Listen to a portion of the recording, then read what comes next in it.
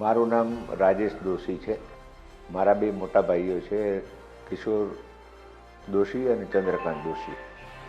આ બંને ભાઈઓ નોકરી કરતાં કરતાં મને ભણાવ્યો. બંને ભાઈઓની ઈચ્છા એવી હતી કે હું ડૉક્ટર બનું, પણ મારે ભણવામાં રુચિ બિલકુલ નહોતી.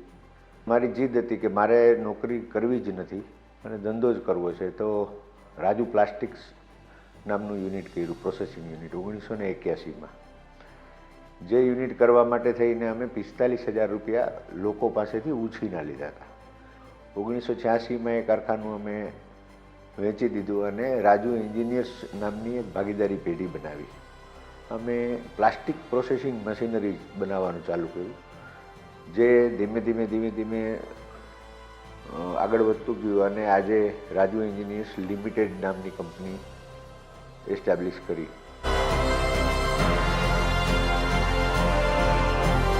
રાજુ એન્જિનિયર્સ અને એસએન સ્પેશિયાલિટી એમ બે યુનિટ છે. એક યુનિટ પ્રોસેસિંગ યુનિટ છે અને એક યુનિટ એન્જિનિયરિંગ યુનિટ છે. આ બંને યુનિટમાં થઈને લગભગ 1600 માણસો કામ કરે છે. જે ગુણવત્તાના મશીન અમે આજે ભારતમાં બનાવીએ છીએ, એ ગુણવત્તાના મશીન બનાવવા માટે ભારતમાં અમારી સામે કોઈ હરીફ નથી. અમારા મશીનની વેલ્યુ છે એ મિનિમમ 50 લાખ રૂપિયા હોય અને મેક્સિમમ 30 કરોડ રૂપિયા હોય એક મશીનની વેલ્યુ. લેટેસ્ટ મશીનરીમાં અત્યારે અમારી ફેક્ટરીમાં 9 લેયર મશીન બની રહ્યું છે.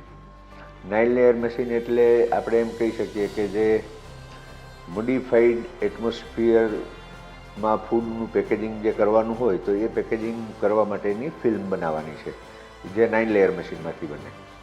એસએન સ્પેશિયાલિટી ફિલ્મ્સ જે છે એનું ઉત્પાદન 100% એક્સપોર્ટ થાય છે અને રાજુ એન્જિનિયર્સ છે એનું ટોટલ જે વેચાણ છે એમાંથી 70% એક્સપોર્ટ હોય છે, 30% ડોમેસ્ટિક માર્કેટમાં જાય છે.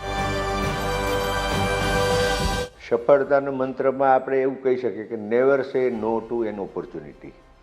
એટલે કોઈ પણ તક તમારી પાસે આવે તો એ તકને ઝડપી લેવી. એ તકને ઝડપી લેવા માટે થઈ અને ક્યારેય તમારા એથિક્સને છોડવાના નથી.